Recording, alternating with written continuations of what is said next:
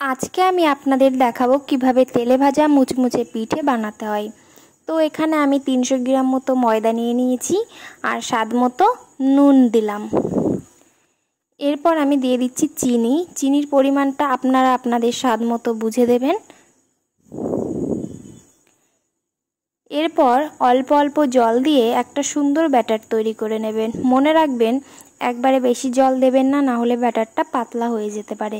তো আমি অল্প অল্প জল দিয়ে একটা সুন্দর ব্যাটার তৈরি করে নিলাম, একদম এই রকম।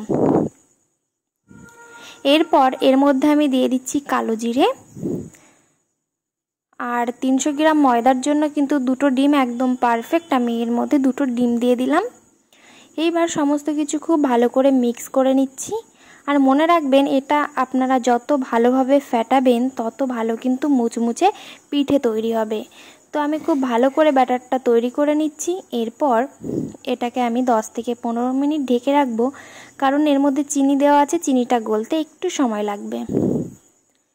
এই যে আমি 10 থেকে 15 মিনিট পর চলে এলাম। কড়াইতে তেল দিয়ে দিয়েছি, তেল গরম হয়ে গেছে। গরম তেলের মধ্যে আমি পিঠে বানানোর শাঁসটা দিয়ে দিলাম। শাঁসটাকে খুব ভালো মতো গরম করে নিতে হবে।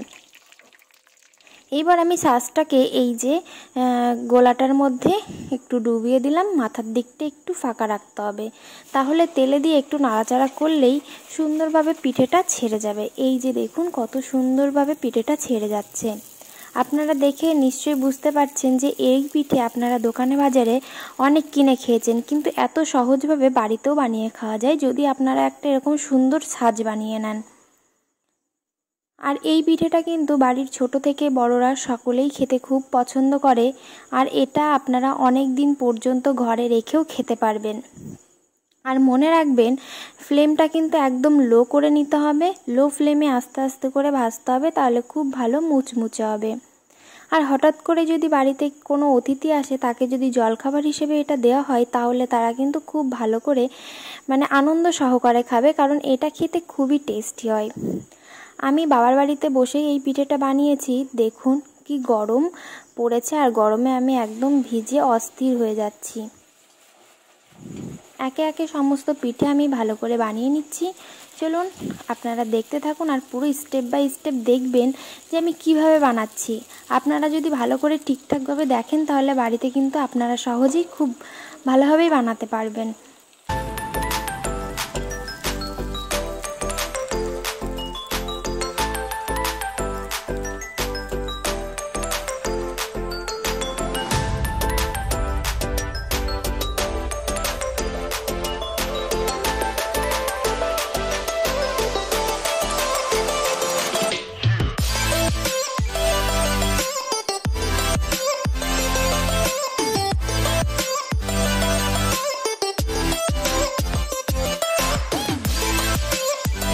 সমস্ত পিঠে আমি একে একে ভেজে নিয়েছি। আর একটা হাসির কথা যেটা হচ্ছে, আমি বানাতে বানাতে কিন্তু অর্ধেকটা শেষ হয়ে গেছে। চলুন এই কটাই আছে। আর এই যে থালাই করে সুন্দর করে সাজিয়ে আপনাদেরকে একটু দেখাচ্ছি আর একটু ঠান্ডা করে নিচ্ছি।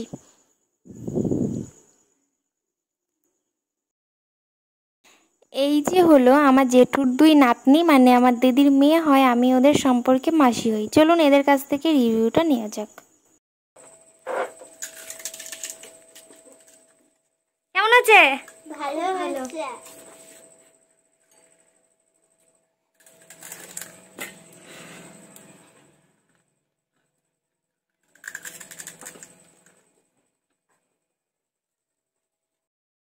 আমার ভিডিওটি যদি আপনাদের ভালো লেগে থাকে অবশ্যই লাইক কমেন্ট শেয়ার করে দেবেন। আবারও দেখা হবে নতুন একটি ভিডিওর সঙ্গে। সবাই ভালো থাকবেন, সুস্থ থাকবেন। সবাইকে টাটা।